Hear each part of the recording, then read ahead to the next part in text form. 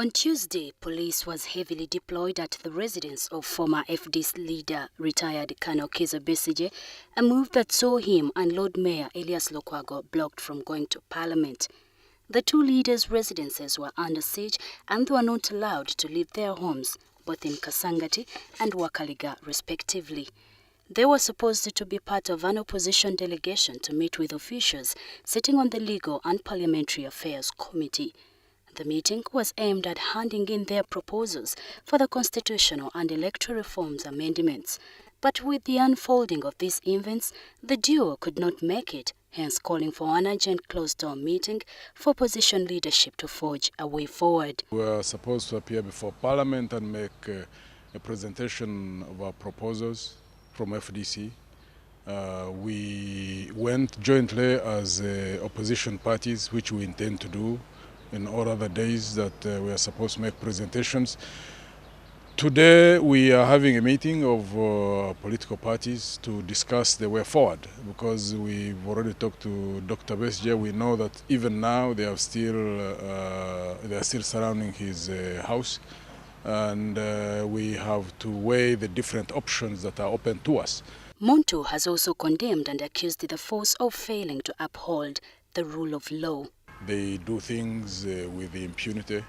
They basically don't care about the rule of law, and it is a struggle. It's not something that can be overturned overnight, and that's why we have to keep building our organizational capacities. That's why we have to keep working to raise the awareness of people, and then when we build momentum at a certain point in time, we can bring it to bear on the regime, remove it, and that's the only time you can expect any form of sanity in this country.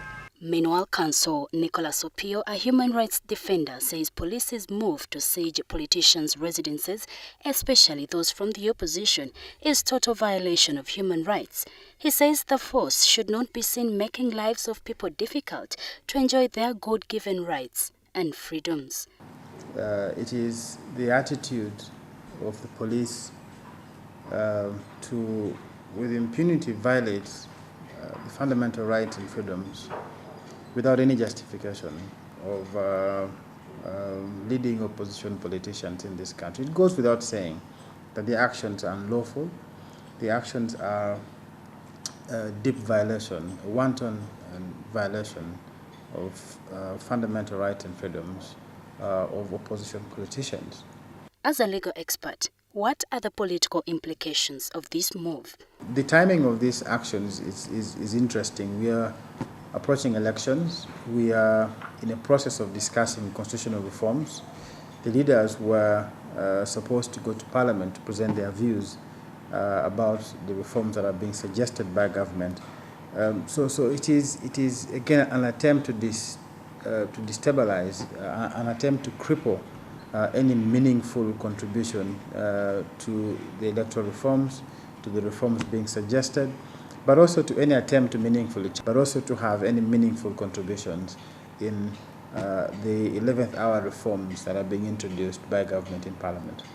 And for Dr. Kabumba Businje, a legal don with Makerere University Faculty of Law, says that what police does justifies its partisan tendencies.